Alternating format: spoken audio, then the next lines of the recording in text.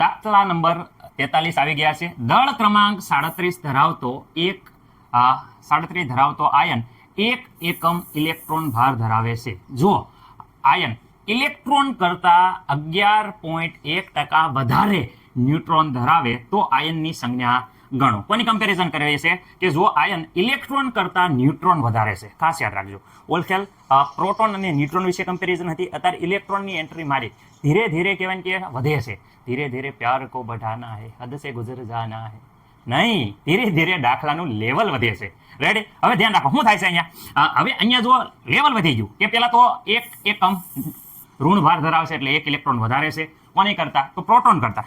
Okay, પેલા સંજ્ઞા લખવાની છે. તો આયનની સંજ્ઞા લખો. તો સંજ્ઞા વખતે મેં વ્યવસ્થિત રીતે તમને કીધું હતું કે કોઈ પણની સંજ્ઞા લખવું હોય તો અહીંયા વિદ્યાર્થી મિત્રો આવે દળ ક્રમાંક. ઓકે સર, અહીંયા આવ્યું દળ ક્રમાંક. નીચે વિદ્યાર્થી મિત્રો વાત કરે તો અહીંયા છે પરમાણુ ક્રમાંક. ઓકે, પણ પરમાણુ ક્રમાંક ક્યારે આપ્યો નહીં હોય. આ પરમાણુ ક્રમાંક છે એ કેટલો હોય? તો પરમાણુ ક્રમાંક તમને બધાને ખબર છે કે પરમાણુ ક્રમાંક બરાબર તમને ખબર છે કે પરમાણુ ક્રમાંક બરાબર કોની સંખ્યા છે? તો પ્રોટોનની સંખ્યા જેટલી. પ્રોટોનની શું હોય? સંખ્યા બરાબર આપણે x ધારી લઈએ. કેટલા ધારી લઈએ? x. ઓકે, તો વિદ્યાર્થી મિત્રો અહીંયા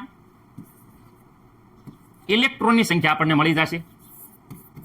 ઇલેક્ટ્રોનની સંખ્યા કેટલી હશે? તો એમ કહે છે કે 1 એકમ વધુ ઋણભાર ધરાવે છે. એટલે કે વિદ્યાર્થી મિત્રો 1 ઇલેક્ટ્રોન પ્રોટોન કરતા વધુ હશે. ઓકે, હવે આપણે ન્યુટ્રોનની કમ્પેરિઝન કરવાની છે. તો આ પરમાણુ ક્રમાંક પ્રોટોનની સંખ્યા, ઇલેક્ટ્રોનની સંખ્યા, તો ન્યુટ્રોનની સંખ્યા બરાબર ખાસ યાદ રાખજો. કોની સંખ્યા? તો વિદ્યાર્થી મિત્રો ન્યુટ્રોનની સંખ્યા. ઓકે, બરાબર આપણે કહી શકીએ. શું કહી શકીએ? કે જે ઇલેક્ટ્રોનની સંખ્યા હતી, હાલો ઇલેક્ટ્રોનની સંખ્યા હતી, હા ઇલેક્ટ્રોનની સંખ્યા હતી, એ સંખ્યા તો હતી પણ એના કરતા ઇલેક્ટ્રોનની સંખ્યાના કેટલા ટકા વધારે હતા? ઇલેક્ટ્રોનની સંખ્યાના આપણે જો 11.1% વધુ હતા. કોણ હતા? ન્યુટ્રોન. ઓકે સર, આવડી ગયા. અહીંયા 11.9. ઓકે સર, અહીંયા આપણને ખબર છે આ કોણ છે વિદ્યાર્થી મિત્રો? અહીંયા ન્યુટ્રોનની સંખ્યા છે. ખાસ યાદ રાખજો આ ન્યુટ્રોનની સંખ્યા. ઓકે, હવે સાંભળજો ઇલેક્ટ્રોનની સંખ્યા. તો ઇલેક્ટ્રોનની સંખ્યા જો લાલ અક્ષરે તમને બતાવી દઉં એટલે ખબર પડે. ઇલેક્ટ્રોનની સંખ્યા કેટલી છે? ઇલેક્ટ્રોનની સંખ્યા x + 1 છે. એટલે અહીંયા હું ઇલેક્ટ્રોનની સંખ્યા લખું છું x + 1. ઓકે, રેડી વિદ્યાર્થી મિત્રો? પરંતુ અહીંયા વધારો થાય છે એટલે ઇલેક્ટ્રોનની જે સંખ્યા છે, રેડી? ઓકે, આ ઇલેક્ટ્રોનની સંખ્યા છે એના કેટલા? 11.1%. ઓકે, ટકા વિદ્યાર્થી મિત્રો અહીંયા કાઢવા હોય તો આપણે ટકા જ્યારે કાઢવો ત્યારે બધાને ખબર છે કે ટકા કાઢવો ત્યારે અહીંયા 2% લખવાના એકડા પાસે, એટલે કે 100 લખવાના રહેશે. ઓકે, 100 ને જ્યારે અહીંયા વિદ્યાર્થી મિત્રો આપણે ડિવાઈડ કરીએ તો જોઈ શકો છો અહીંયા હું કહું છું શું કરશો કે x + 1 અહીંયા વત્તા શું થઈ જાય? As it is. આ કૌંસમાં કાંઈ ફેરફાર થશે નહીં. ઓકે સર, ઓકે, અહીંયા જોઈ શકો છો. આને જ્યારે આના વડે અહીંયા આ 11.1 ને જ્યારે આપણે અહીંયા ભાગાકાર કરશું તો આપણને ખબર છે કે આવશે 0.111. ઓકે, ભાગાકાર કરીને જોઈ જોજો આટલો જવાબ આવશે. ઓકે સર, હવે શું કરવાનું? તો વિદ્યાર્થી મિત્રો અહીંયા x છે, ધ્યાન રાખો આ x છે. ઓકે, તો x સાથે એકવાર આ ગુણવાના. ઓકે સર, એકવાર એકડા સાથે ગુણવાના. ઓકે સર, અમને ખબર પડી ગઈ. બંને સાથે કૌંસની અંદર આવે એટલે ગુણાકારમાં જશે.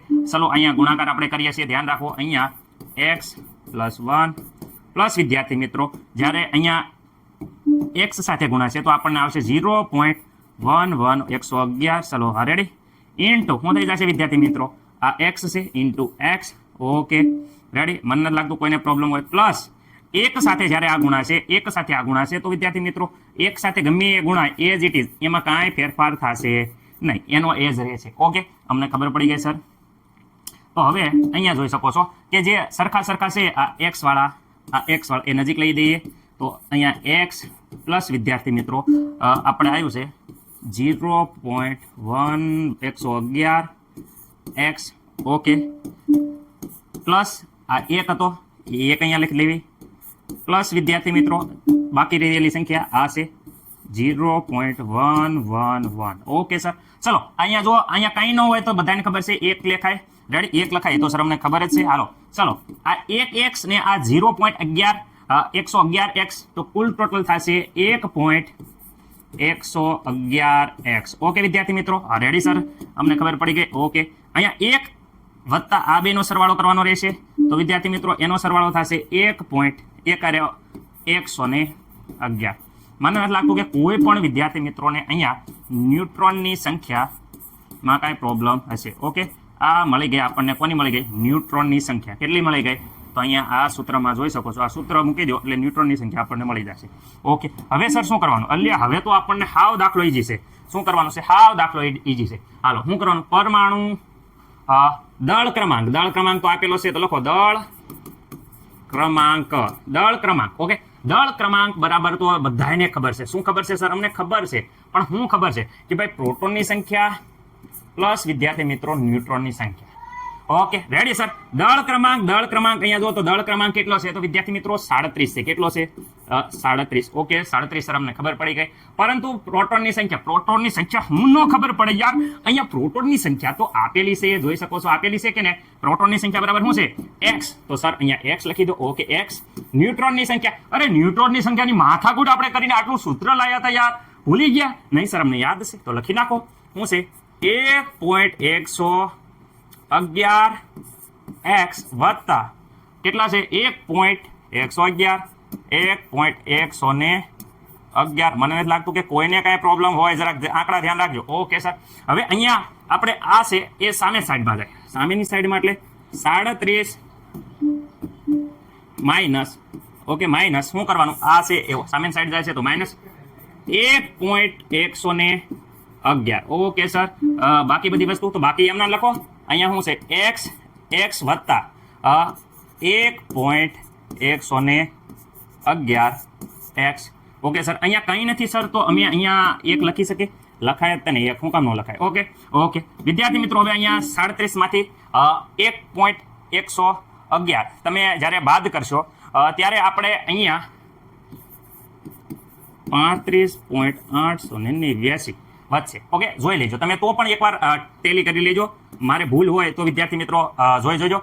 મનુષ્ય માત્ર ભૂલને પાત્ર. ઘણી વાર ઊંધું બોલું છું ને ઊંધું લખું છું, પણ તમારે સ્કૂલમાં જે શિક્ષકો ભણાવે છે એની પાસે જઈ અને ડાઉટ સોલ્વ કરી દેજો. રેડી? અથવા તો કોમેન્ટ કરી દેજો, હું શક્ય હશે તો જવાબ આપી દઈશ. બોલે અહીંયા જોઈ શકો છો 1 ને 1 વિદ્યાર્થી મિત્રો, કુલ ટોટલ 2 થઈ જાય છે. Okay, 2.111x. ઓકે, આ બધાનો મેં સરવાળો કર્યો.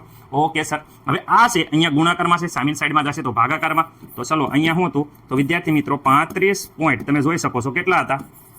889. જો બોલવામાં આવું મિસ્ટેક થઈ જાય તો સંભાળી લેજો તમે. આ સામેની સાઈડમાં જશે તો 2.111. ઓકે, અહીંયા વિદ્યાર્થી મિત્રો એપ્રોક્સિમેટલી તમે જોઈ શકો છો કે અહીંયા જ્યારે આપણો જવાબ આવે છે તમે 17 જેવો આવે છે, કારણ કે મને જવાબ ખબર છે એટલે ડાયરેક્ટ લખી નાખો. તમે કેલ્ક્યુલેટરનો ઉપયોગ કરજો. ઓકે, આયા આપણને શું આયા? 17.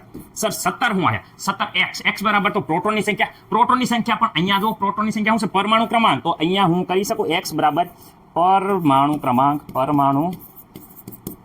સર એ તો ગોતવાનો હતો, કારણ કે આપણે લખવાની હતી સંજ્ઞા લખવાની હતી. 17 પરમાણુ ક્રમાંક. અરે 17 પરમાણુ ક્રમાંક ક્લોરીનનો સર. તો 17 લખો. પરમાણુ ક્રમાંક હેઠે હોય 17. રેડી? અહીંયા કોનો પરમાણુ ક્રમાંક છે? ક્લોરીન. ઓકે, ક્લોરીનનો 17 પરમાણુ ક્રમાંક. ઓકે સર, જો અહીંયા વિદ્યાર્થી મિત્રો લખો ક્લોરીન, અહીંયા લખો 17. ઓકે, અને અહીંયા ઉપર લખો પરમાણુ ભાર એટલે દળ ક્રમાંક કેટલો છે? 37. આ 37. તો સર આ મળી ગયું. એ શું મળી ગયું? અરે મારા વીરા, આ મળી ગયું એ તત્વની સંજ્ઞા મળી ગઈ. શું મળી ગઈ? તત્વની સંજ્ઞા. અરે ભાઈ હે દોસ્ત, તમારો જીગરજાન લાખોમાં એક. રેડી? જવાબ તમારો આવી ગયો છે. જોઈ જોજો ભાઈબંધ, કાંઈ ભૂલ હોય તો જોઈ લેજો, કોમેન્ટ કરજો. સમજાવવામાં ક્યારેક ભૂલ થઈ જાય છે. આવો નવો આગલો દાખલો છે, હાલો તે જોઈ નાખવી હો. ઓકે, અહીંયા તમારે કીધું છે આયન કીધું છે, તો આપણે સર આયન તો તમે લખ્યું નહીં. તો વિદ્યાર્થી મિત્રો અહીંયા આવશે, તમને હું કહી દઉં છું. આયન કરવો હોય, કારણ કે 1 ઇલેક્ટ્રોન વધારે છે, તો વિદ્યાર્થી મિત્રો અહીંયા Cl માઇનસ કરો એટલે તમારે આયન થઈ જાય છે. રેડી? આ હવે આયન થઈ ગઈ. પેલા તત્વ નથી કીધું, કારણ કે અહીંયા આયન કીધું છે. તો વિદ્યાર્થી મિત્રો અહીંયા તમે લખી શકો છો. શું લખી શકો છો? સોરી, જો ભૂલ થઈ જાય એવી રીતે તો જોઈ લેવાનો. તત્વની જગ્યાએ શું છે? આયનની શું છે? સંજ્ઞા. ઓકે, સંજ્ઞા. ઓકે Cl હતો એમાંથી એક આમાં ઇલેક્ટ્રોન વધારે છે રેડી કારણ કે આમાં જોઈ શકો માઇનસ ચાર્જ ધરાવે છે અત્યારે 17ની જગ્યાએ 18 ઇલેક્ટ્રોન હશે સોરી ભાઈબાંધ ભૂલ થઈ ગઈ માફ કરી દેજો આયન કીધું છે એટલે આયન આવશે એટલે માઇનસ નિશાની કરતો ભૂલી ગયો તો રેડી મનુષ્ય માત્ર ભૂલને પાત્ર પણ તમે છો એકદમ હોશિયાર ડોક્ટર બનવાના એટલે તમને ખબર જ પડી ગઈ છે કે સાહેબ જો ગપ્પા મારવા મીને રેડી ઓકે સોરી ચલો આગલો દાખલો જોઈએ